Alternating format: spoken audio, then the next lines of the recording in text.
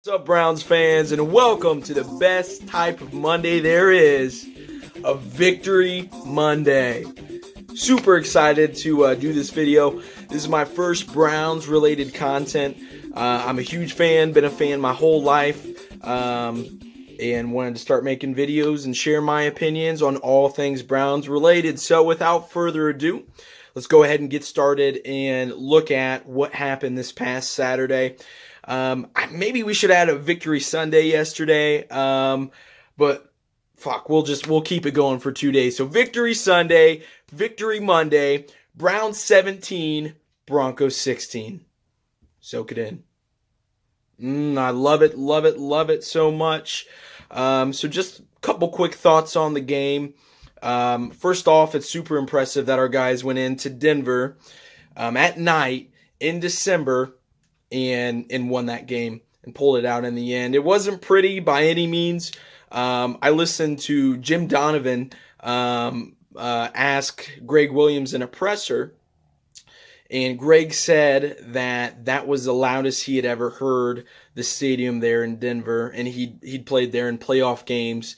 He's been coaching since well before I was born. So that is really, really good to see the grit and the grind of our guys come out and get a dub in a hostile environment like that. It started off swimmingly. Our defense came out playing maybe the fastest that I've seen them play all year. They played really fast in some parts of the Pittsburgh game, but they came out those first two drives and were just firing. They were getting pressure immediately. That might have been because we were blitzing. We were trying to, I believe, get Keenum rattled a little bit right off the rip there, and it seemed to work for the most part. He didn't. Did he complete a pass longer than 15 yards? I couldn't even tell you. It seemed to work. I know on that screen that they threw to Lindsey, Schobert just darted over there with great instincts. It was a beautiful play. Went down, and of course, we got to shout out our guy, Breshad Perriman. If you thought Breshad Perriman was going to play like this, well, then you should get hired by the Browns. It's as simple as that.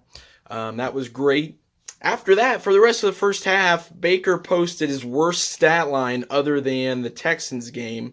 I think there was one point he was 4 of 14. He was really struggling. And he didn't find his rhythm. He was overthrowing guys. Some people like to say that was because of the altitude. Everything that I read said that that's all up here in your head. But of course, just like the Texans game, he turned that around there at the end and brought our boys home and got us the dub. So as always, we love you, Baker. Can't wait to see what we do next week. The way the second half of that game went was interesting as well. We kind of got dinked and dunked down the field the entire time. One of the things that I noticed when watching the game, I don't know if you noticed it, was our boy Myles Garrett. Okay, so Myles, it seemed like, was on the sideline quite a bit, right? So I went and looked up his snap numbers, and Myles played 52 snaps out of 73 possible defensive snaps. So really not all that bad. I know me and a lot of other guys watching the game, it felt like during crucial moments and crucial drives specifically, Myles was not out there. So Anthony Zettel was the defensive end that took the other 21 snaps from Myles. Just wanted to address that. I know a lot of us were talking about it. I know the altitude impacts, fatigue. So it's good to know that the disparity wasn't too much, and if I had to put my money on it, I'd say that next week Myles is going to come back and play more snaps, because we all know at the end of the day he's going for that sack record, and versus the Bengals and their absolutely god-awful offensive line, I think he has a really, really good shot to get that bulk game that we've all been waiting for, right? They say they come in bunches. Myles, give me 3. Give me 4 sacks next week. Give me a forced fumble. Return it for a touchdown. Fuck, I don't care. But I know the potential is there, and I'm just waiting for it to happen. Speaking of seeing the potential there, feeling the energy in a player, and just waiting for that breakout game, I've got to break out something for you guys here. How about our boy Jabril Peppers, okay? Jabril had by far, in my opinion at least, his best game as a pro.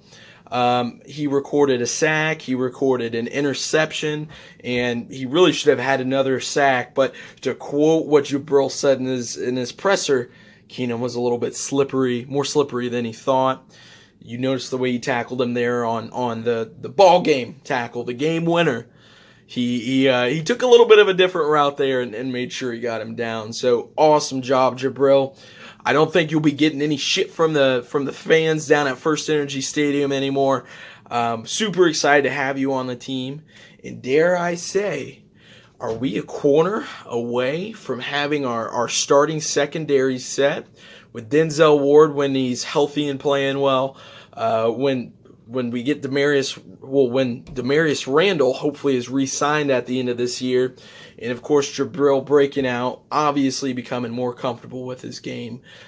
Very, very, very exciting to see, and I look forward in the coming few weeks here to see how Jabril finishes out his season. So next week we get the Cincinnati Bengals at home. I'm really excited to say this is going to be the second game of the year that I'm going to attend. Section 509. Come check me out or let me know if you're going to be there, and we'll get together, grab a beer or something like that. My feelers prediction for that game, as Hugh comes back to Cleveland, I think the crowd is going to be rocking in this. Do me a favor if you would. If you haven't looked at tickets at all this year for the Browns, go ahead and take a peek. I don't know if it's possible to see what tickets were, 3, 4, 5 weeks ago. Look at the Chiefs game if you can, and then come back and look at the tickets for this week versus Cincinnati. What you're going to find is that tickets are now, even in the 500 deck, you're getting up to $150 or so a ticket. Where I went to the Ravens game, I believe it was week 5. Week 5 was the Ravens game. That's where I got this beautiful flag behind me. And the tickets I paid for were great tickets. Right on the 50-yard line. It was up in the 500 deck, which is where I prefer. And those tickets were going for $55, maybe $60. They're $150 now. So it's clear that Baker's has asked for fans to come to the games and fill out all the seats and sell out and make their impact is being heard and is being felt. And that's a great sign for years to come. I'm very excited for this game. Fearless prediction, Browns 34, Cincinnati Bengals 16. Get some, Hugh. I don't think he'll be welcomed back very nice.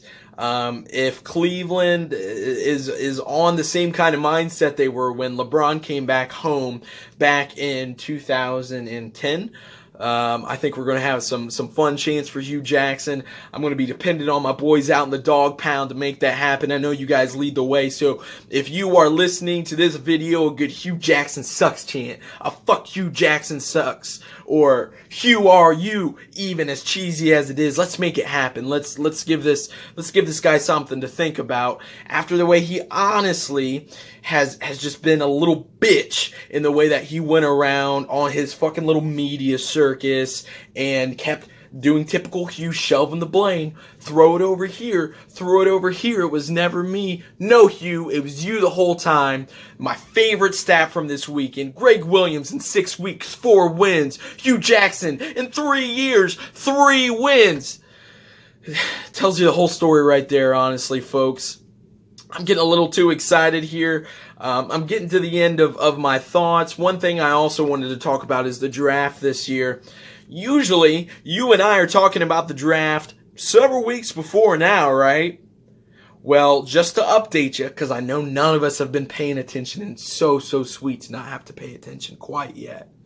But we currently are the 16th pick in the 2019 draft. That can drop all the way down to the 20th pick, maybe 19th pick, whatever the last one before the playoffs is. Since unfortunately, I know, the Titans and the Colts can tie week 17, and we're not going to make the playoffs. We're going to have a mid-round pick. hoping some of the blue chip prospects, whether that be Greedy Williams, because a second bookend corner to really tighten up and lock down that secondary would be incredible, would be a huge piece. I also think as you have to look at re-signing Emmanuel Ogbah next year and look at his production and what he's done for you and compare that to what he's probably going to be asking for, it's probably worth looking at a defensive end, if a premier defensive end is there, although those probably all go top 5. A defensive tackle, which this draft is incredibly deep in. It almost makes you wonder if we trade up a couple spots to nab one of those premier pieces of talent. I think we could use any of the linebackers, whether it's the kid from Michigan or the kid from LSU. Either one of them bring great speed and would help set that edge and improve our run game, or our run defense, I should say, which has really suffered this year with the loss of, I'm sorry, I forget his name, Danny Shelton out to New England last year. Past that, there's some wide receivers out there. N'Keal Harry, that's kind of an iffy thing. I know some people are saying, hey, we got Perriman, we got Higgins, we got Lewis coming back, we got the juice. And I hear you guys. At the end of the day, I think you need a bookend wide receiver, a number one that's going to steal all the attention. And some people out there are going to say, well, you got a quarterback, Baker Mayfield, that is in that Drew Brees mold, right? You can already tell. He's targeting 8 different guys a game, 9 different guys a game. He's going to spread the ball out. Okay, I hear that. But what if he had a number one receiver like Michael Thomas is for Drew Brees in New Orleans? I think people fail to remember that Drew Brees has probably a top 5 wide receiver in the league right now, a big-bodied physical receiver, which we do not have. And I think having a safety valve like that for Baker to go to would be a huge help to him. It also makes the defenses key in less on a guy like Landry, which they're looking at maybe doubling sometimes now as our biggest threat. Moves him to our number 2 guy and therefore opens up everything. It's a really exciting time of year. It's really exciting to still be enjoying Browns football in late December. Let's just be honest, guys. It's going to be a great decade. We've waited our whole lives for this, for a winning team, for a franchise quarterback. We got our hopes up, and finally, they have been fulfilled.